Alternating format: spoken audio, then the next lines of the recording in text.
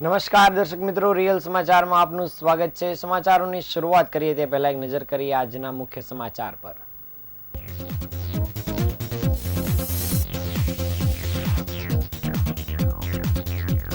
સુરત મનપા કચેરી ખાતે આમ આદમી પાર્ટીનો ઉગ્ર વિરોધ, કોર્પોરેટરની ટીંગાટોળી કરી પોલીસે અટકાયત કરી। કતારગામ ઝોનમાં આવેલા સ્કેટિંગ રિંકની હાલત બેહાલ, સ્થાનિકોએ પુનઃ શરૂ કરવાની માંગ કરી।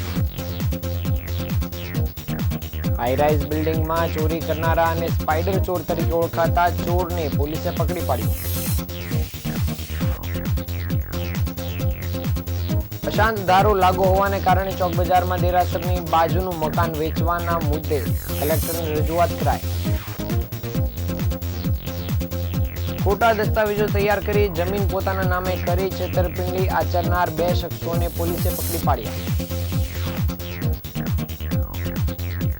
ગુજરાતમાં પ્રથમવાર પોલીસ પરિવારની મહિલાઓને આત્મનિર્ભર બનાવવા જરદોશી તાલીમ કેમ્પનું આયોજન કરાયું।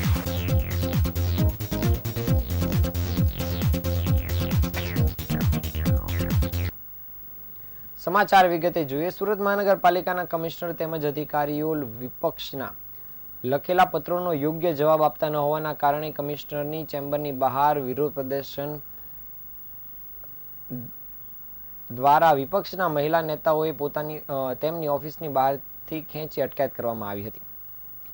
સુરત મહાનગરપાલિકામાં આજે આમ આદમી પાર્ટી દ્વારા વિરોધ પ્રદર્શન કરવાની ચીમકી આપવામાં આવી હતી અને વિપક્ષ દ્વારા અધિકારીઓ સમયસર તેમને જવાબ આપતા નથી તેમજ સંતોષકારક જવાબ પણ આપતા ન હોવાની ફરિયાદો છેલ્લા ઘણા સમયથી થઈ રહી છે।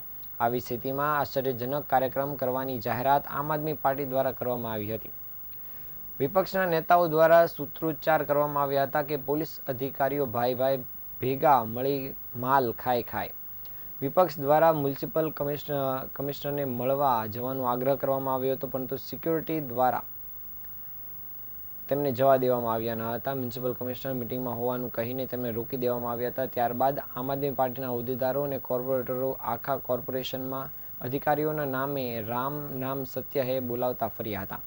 સિક્યુરિટી ગાર્ડ દ્વારા લાલગેટ પોલીસ સ્ટેશનના પીઆઈ સહિત સ્ટાફ કોર્પોરેશન ખાતે પહોંચી ગયો હતો અને પોલીસ અને કોર્પોરેટરો વચ્ચે જબરદસ્ત ધક્કામુક્કી જોવા મળી હતી તેમજ ભારે ઘર્ષણ પણ જોવા મળ્યું હતું। આમ આદમી પાર્ટી દ્વારા કરવામાં આવેલા વિરોધ પ્રદર્શન દરમિયાન આપના કોર્પોરેટરો દ્વારા પોલીસના વર્તનને લઈને ભારે રોષ નોંધાવાયો હતો। પોલીસ કોન્સ્ટેબલ નશાની હાલતમાં હોવાનું કહેવાયું હતું, જ્યારે પોલીસ મહિલા કોર્પોરેટરો અને અન્ય કોર્પોરેટરોને પણ પોલીસે ધક્કે ચડાવીને ટીંગાટોળી કરી અટકાયત કરી હતી।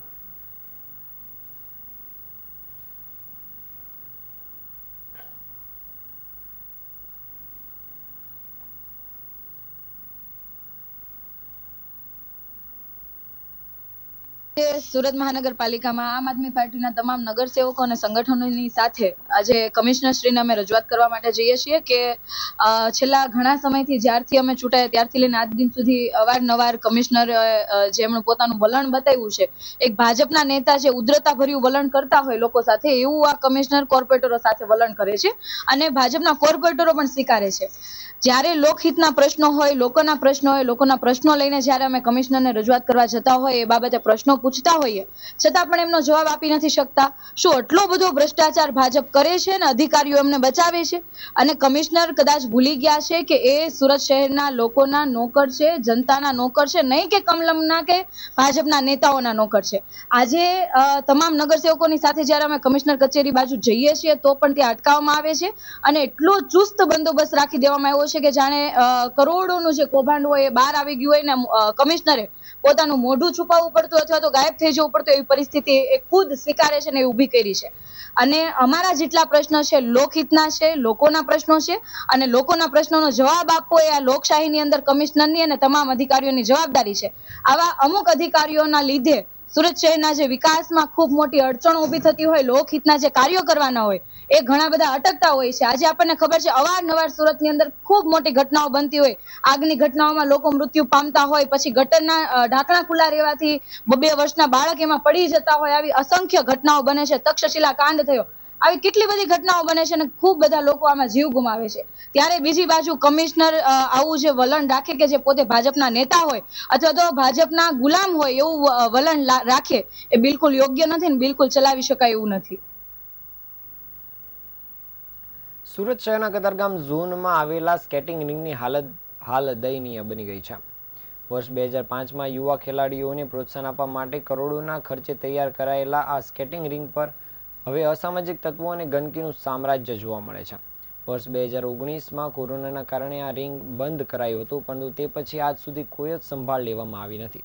એક સમય હતો જ્યારે અહીં રાજ્યકક્ષાની નેશનલ સ્તરની સ્કેટિંગ ઇવેન્ટ્સ યોજાતી હતી અને યુવા ખેલાડીઓની ટૂરિંગ સ્કેટ્સ ગુંજતી અને આશા સાથે ભવિષ્ય ઘડતા યુવાન ખેલાડીઓ જોવા મળતા હતા, પરંતુ આજે સ્થિતિ ઉલટ જોવા મળી રહી છે.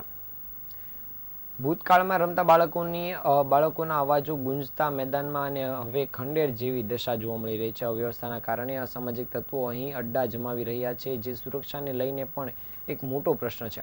અનેક જગ્યાએ દારૂની બોટલો પણ જોવા મળી રહી છે. સ્થાનિક રહેવાસીઓએ જણાવ્યું હતું કે વર્ષ 2005માં સુમુલ ડેરી રોડ પછાડી બનેલું આ સ્કેટિંગ રિંગ એક સમય ઉર્જા અને પ્રોત્સાહનનું કેન્દ્ર હતું.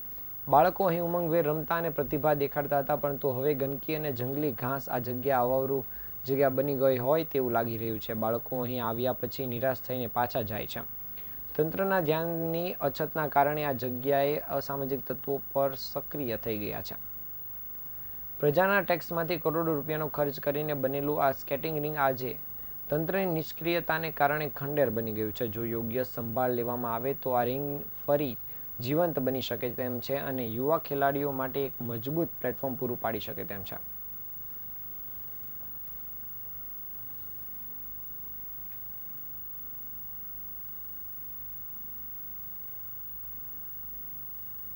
આ સુરત મહાનગરપાલિકા દ્વારા બનાવવામાં આવેલી 2005ની અંદર સ્કેટિંગ રિંગ કતારગામ વિસ્તાર સુમુલ ડેરીની પછાડી આવેલી છે.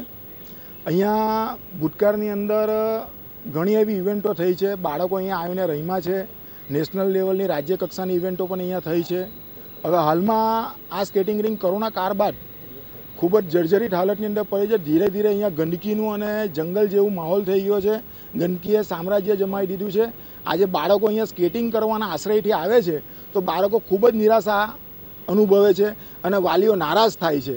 આજે આપણે સુરત શહેરની અંદર તમે જોવા જઈએ કે સ્કેટિંગ કરવા માટે બાળકો રમતવીર જ્યારે આપણે બનાવવાના હોય ને ત્યારે એના માટે જે એન્વાયરમેન્ટ સુરત મહાનગરપાલિકા દ્વારા જે આ ઇન્ફ્રાસ્ટ્રક્ચર બનાવેલી છે તેની જાળવણી થઈ જ નથી શકતી. એ જાળવણી ફરીથી થવી જોઈએ, એ અમારી લાગણી અને માંગણી છે. સુરત શહેરમાં હાઈરાઇઝ બિલ્ડિંગમાં ચોરી કરનારા અને સ્પાઈડર ચોર તરીકે ઓળખાતા આરોપીને પોલીસે પકડી પાડવામાં સફળતા મેળવી છે. પોલીસે વિમલસિંહ ઉર્ફે ભોલાને પકડી પાડ્યો છે. આરોપી પાઇપની મદદથી 5મો માળ ચડીને ચોરી કરતો અને ત્યારબાદ પાઇપ દ્વારા જ નીચે ઉતરી ભાગી જતો હતો. 12 માર્ચ 2025ના રોજ રિંગ રોડ પર આવેલી જીવનદીપ કોમ્પ્લેક્સમાં 3 અલગ અલગ ઓફિસમાંથી ₹1,64,000ની ચોરી થઈ હતી. આ ઘટના અંગે અઠવાલાઇન્સ પોલીસ સ્ટેશનમાં 3 ગુના નોંધાયા હતા. ક્રાઇમ બ્રાન્ચે ચોરીના ગુનાઓની તપાસ હાથ ધરી હતી અને મળેલી માહિતીના આધારે ભોલાની શોધખોળ શરૂ કરી હતી. તપાસમાં ખુલાસો થયો હતો કે આરોપી ઈસમ પાઇપની મદદથી બિલ્ડિંગના 5મા માળ સુધી ચડી જતો હતો અને ચોરી કરીને પાઇપ મારફતે નીચે ઉતરી ફરાર થઈ ગયો હતો. સુરત ક્રાઇમ બ્રાન્ચે રાંદેરના શીતલ ટોકીઝ રિવરફ્રન્ટ પાસેથી આ ચોરને ઝડપી પાડ્યો છે. ભોલા અગાઉ પણ અનેક ચોરીના ગુનાઓમાં સંડોવાયેલો છે. સુરતના અલગ અલગ પોલીસ સ્ટેશનમાં તેના વિરુદ્ધ 8 ગુનાઓ નોંધાઈ ચૂક્યા છે. વિજયસિંહ ઉર્ફે ભોલા અસલ જીવનમાં સ્પાઈડરમેનની જેમ હાઈરાઇઝ બિલ્ડિંગ કે 3-4 માળની ઇમારતમાં પાઇપની મદદથી ચડી જતો હતો અને ચોરી કરી તે જ મારફતે નીચે ઉતરી જતો હતો. સુરત પોલીસની આ ઝડપી કાર્યવાહીથી શહેરમાં હાઈરાઇઝ બિલ્ડિંગમાં થતી ચોરીની ઘટનાઓ લગામમાં આવી શકે તેમ છે. ક્રાઇમ બ્રાન્ચે આરોપી વિરુદ્ધ કાયદેસરની કાર્યવાહી શરૂ કરી આગળની કાર્યવાહી શરૂ કરી છે.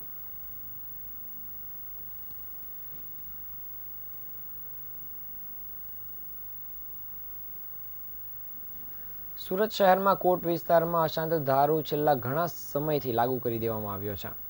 દરેક વિસ્તારમાં અસામાજિક સંતુલન જળવાઈ રહે તે માટે અશાંત ધારો લાગુ કરવામાં આવ્યો હતો અને ચોક બજાર વિસ્તારમાં જૈન સમુદાય ખૂબ મોટા પ્રમાણમાં રહે છે અને જૈન દેરાસર તેમજ અન્ય દેવી દેવતાઓના મંદિરની આજુબાજુમાં હિન્દુ કે જૈન સિવાય અન્ય કોઈ ધર્મના લોકોને મિલકત ન વેચવામાં આવે તેવો આગ્રહ સ્થાનિક લોકો રાખતા હોય છે.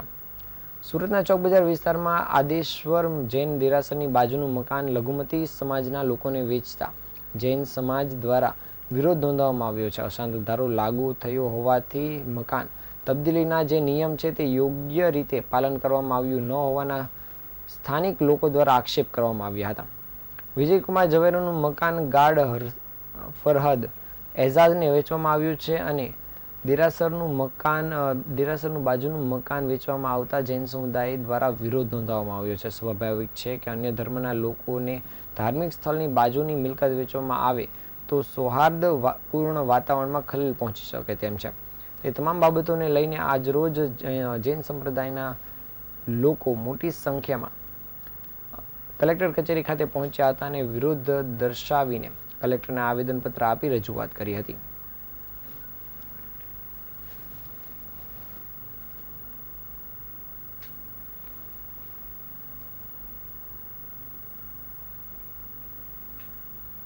વર્ષ જૂનો અમારો ચોક બજાર સ્થિત દેરાસર છે, જેમાં અમારા કુળદેવી ઓસિયા માતા વિરાજમાન છે. અને ખાલી જૈન સમાજ માટે નહીં, ઘણા બધા અજૈનો માટે પણ કુળદેવી છે ઓસિયા માતા.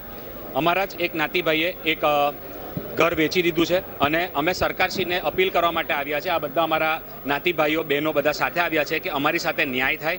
હર્ષ સંઘવી સાહેબ, પૂર્ણેશ મોદી સાહેબ, અમિત શાહ સાહેબ સાથે ભૂપેન્દ્ર સાહેબને બી રજૂઆત કરીએ છીએ કે મહેરબાની કરીને આ દેરાસર અમારી જે વર્ષો 150 વર્ષથી અમે જે જ્યાં આગળ પૂજા કરીએ છીએ એનું સંરક્ષણ કરવામાં, હિન્દુ ધર્મ જૈન ધર્મની રક્ષણ કરવામાં અમને મદદ કરે, એની માટે અમે ભેગા થયા છે. જે 150 વર્ષ જમીન પર લોન આપવાનું કહી ફરિયાદી સાથે છેતરપિંડી કરીને ફરિયાદીની સહી લોનના ડોક્યુમેન્ટ પર લઈ ફરિયાદીની સહીના આધારે જમીનના દસ્તાવેજ અને ખોટા લખાણોની પહોંચ બનાવી જમીન પડાવી લેવાનું કાવતરું રચનાર સામે લેન્ડ ગ્રેબિંગની ફરિયાદ નોંધાયા બાદ સચિન પોલીસ દ્વારા 2 આરોપીઓની ધરપકડ કરવામાં આવી છે. સુરતના સચિન પોલીસ સ્ટેશનમાં ફરિયાદ નોંધાઈ હતી કે ભાવેશ પટેલ, દેવશી ઉર્ફે દેવાંગ નાયક, અંકિત શાહ, પૂના ભરવાડ, વૈભવ દેસાઈ અને જીતેન્દ્ર પટેલ સાથે મળીને કાવતરું રચિત ફરિયાદી રાકેશ પટેલને ઓછા વ્યાજે લોન આપવાનું કહ્યું હતું. ત્યારબાદ ફરિયાદીની જમીનના સાતાકટના કાગળો પર સહી કરાવી લીધી હતી. આ ઉપરાંત જમીનના સાતાકટ તેમજ રજિસ્ટર, વેચાણ દસ્તાવેજ અને અન્ય ખોટા લખાણો તેમજ પહોંચ પણ બનાવી દીધી હતી. આ બનાવની જાણ ફરિયાદીને થઈ હોવાના કારણે તેણે સમગ્ર મામલો આરોપી વિરુદ્ધ લેન્ડ ગ્રેબિંગની ફરિયાદ પર અરજી કરી હતી. આરોપીની અરજીની તપાસના અંતે લેન્ડ ગ્રેબિંગની રચવામાં આવેલ કમિટીના અધ્યક્ષ, જિલ્લા કલેક્ટર અને જિલ્લા મેજિસ્ટ્રેટ તરફથી આરોપી વિરુદ્ધ પોલીસ ફરિયાદ દાખલ કરવાનો હુકમ કરવામાં આવ્યો હતો, જેથી આ સમગ્ર મામલે સચિન પોલીસ સ્ટેશનમાં લેન્ડ ગ્રેબિંગના કાયદા હેઠળ ફરિયાદ નોંધાઈ હતી. સચિન પોલીસ દ્વારા એકત્રિત થયેલા પુરાવાના આધારે આરોપી કૃષ્ણા પારેખ અને જીતેન્દ્ર પટેલની ઝડપી પાડવામાં આવ્યો છે. આરોપી કૃષ્ણા બારડોલીના રજનીગંધારુ શાસ્ત્રી રોડનો રહેવાસી છે અને જીતેન્દ્ર પટેલ સુરતના રાંદેર વિસ્તારમાં આવેલ ગોકુલ રો હાઉસના રહેવાસી છે. હાલ આ બંને આરોપીની ધરપકડ કરી તેની પૂછપરછ હાથ ધરવામાં આવી છે.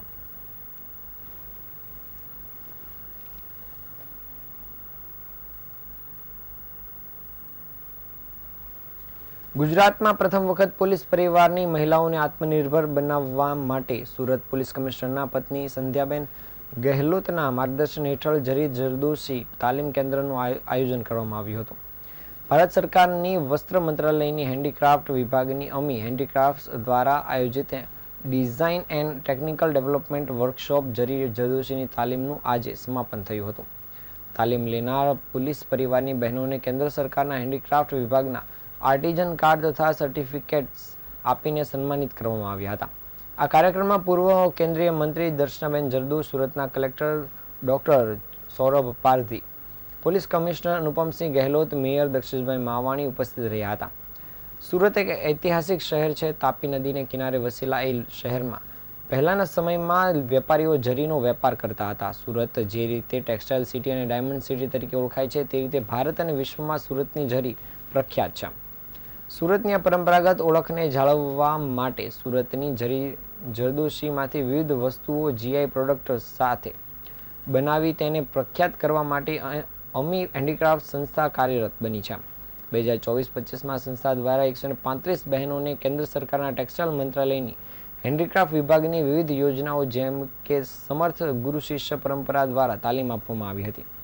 ગુજરાત રાજ્યમાં પ્રથમ વખત પોલીસ પરિવારની બહેનો માટે પોલીસ કમિશનરના ધર્મપત્ની સંધ્યાબેન ગહેલોતના માર્ગદર્શનના 30 બહેનોને 10 દિવસની બેઝિક અને 30 દિવસની જરી જરદોશી ડિઝાઇન અને ટેકનિકલ ડેવલપમેન્ટ વર્કશોપની વિશિષ્ટ તાલીમ આપવામાં આવી હતી. બહેનો આત્મનિર્ભર બની વર્ક ફ્રોમ હોમ પોતાના અનુકૂળ સમયે ઘર બેઠા તાલીમ દ્વારા વિવિધ પ્રોડક્ટનું ઉત્પાદન કરી શકે તે હેતુથી કતારગામની 30 બહેનોને જેઓને સમર્થનની તાલીમ લીધી હતી તેમને ડિઝાઇન અને ટેકનિકલ ડેવલપમેન્ટ વર્કશોપની તાલીમ આપવામાં આવી હતી. આ બહેનોને કેન્દ્ર સરકારનો હેન્ડીક્રાફ્ટ વિભાગનો આર્ટિઝન કાર્ડ તથા સર્ટિફિકેટ આપીને સન્માનિત પણ કરવામાં આવ્યા હતા. આર્ટિઝન કાર્ડ દ્વારા ભવિષ્યમાં ગ્રામીણ સખી મેળા, ગાંધી શિલ્પ બજાર, મહિલા આર્થિક વિકાસ નિગમ, રેલવે સ્ટેશન, એરપોર્ટ ઉપર પોતાની હેન્ડીક્રાફ્ટની પ્રોડક્ટ બનાવી વેચાણ પણ કરી શકાશે. પ્રધાનમંત્રી નરેન્દ્ર મોદીજી સુરત પધાર્યા ત્યારે આ સંસ્થા દ્વારા બનાવેલ સુરતનો કિલ્લો તથા જરી જરદોશીના ખેસ દ્વારા તેમનું સન્માન પણ કરવામાં આવ્યું હતું.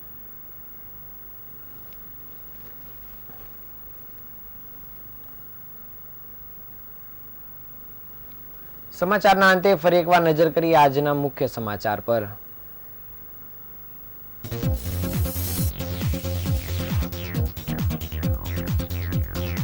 સુરત પાલિકા કચેરીમાં આમ આદમી પાર્ટીનો ઉગ્ર વિરોધ, કોર્પોરેટરોની ટીંગાટોળી કરી પોલીસે અટકાયત કરી.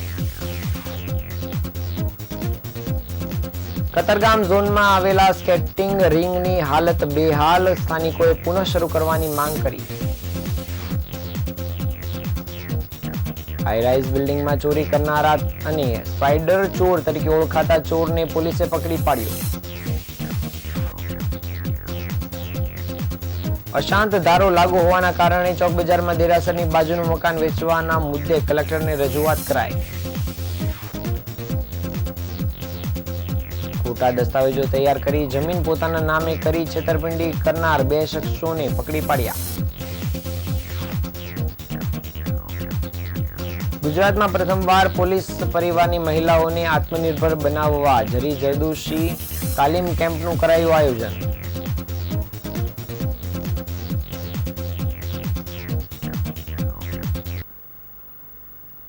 આ હતા આજના સમાચાર. નવા સમાચાર સાથે ફરી મળીશું. ત્યાં સુધી રજા આપશો. નમસ્કાર.